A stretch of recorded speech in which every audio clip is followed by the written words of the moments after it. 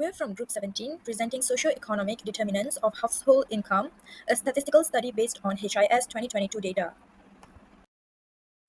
As we know, income inequality remains a serious issue in Malaysia, especially between urban and rural area. This study focused on two key factors, the location of the household and the gender of the household head. We use secondary data from the Household Income Survey 2022.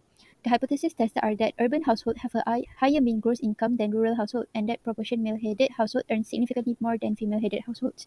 A sample of 1,000 households was selected, which 601 for urban and 399 for rural. Our research aims to provide a clearer understanding of how these socioeconomic factors contribute to income inequality in Malaysia. Now let's take a look at the descriptive analysis. First one is comparison of average household between urban and rural areas in 2022. Urban household earn average around 7,800 while rural only earn 4,600 ringgit. Urban and rural household income gap is clearly visible. Urban areas offer more job opportunities and better pay. Next, for average income of male and female headed household in 2022. Male headed recorded higher income of 7,000 ringgit while female earned around 5,500 ringgit. The gap around 1,500 for these two genders. Income inequality based on gender still exists. Last one, total income between different activity status in 2022. Private employees had highest total income with 1.03 billion, government employees with 356 million, and registered self-employed at 245 million ringgit.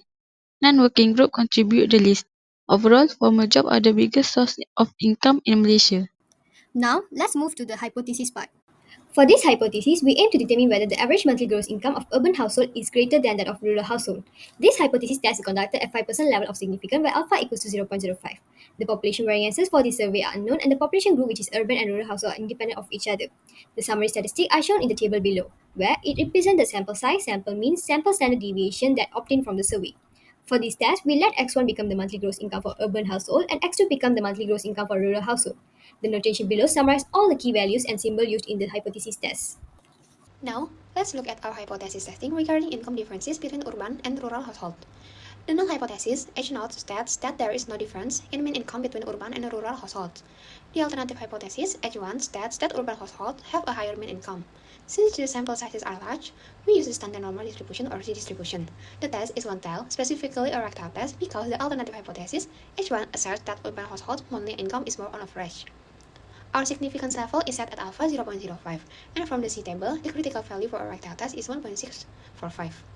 This means any test statistic above 1.645 will lead us to reject the null hypothesis. Now, let's look at how the test statistic is calculated. We use the z-test formula for comparing two independent samples. We assume the null hypothesis is true, so the difference in population means is 0. After computation, we get a z-value of 7.944. This is our test statistic, which we will now compare to the critical value to make a decision. Next, it's a decision rule. This is a right tail test, so we reject the null hypothesis if z is more than 1.645 at a 5% significance level. Then, for the graph explanation, the graph shows the rejection region in the right tail, so any z value beyond 1.645 leads us to reject the null hypothesis. So for the conclusion, since z value is 7.944, which is much greater than 1.645, so we reject the null hypothesis. Hence, we have enough evidence to show that there is a difference at 5% levels of significance. Therefore, we conclude that the average monthly gross income for urban households is higher than the monthly gross income for rural households. For objective 2, we tested if the proportion of male-headed household earning over 5,000 ringgit is significantly higher than female-headed household. We had 787 male household with 386 earning above 5,000. For female household, it was 90 out of 213 earning above that amount. Use a right tail test for two proportion at a 5% significant level.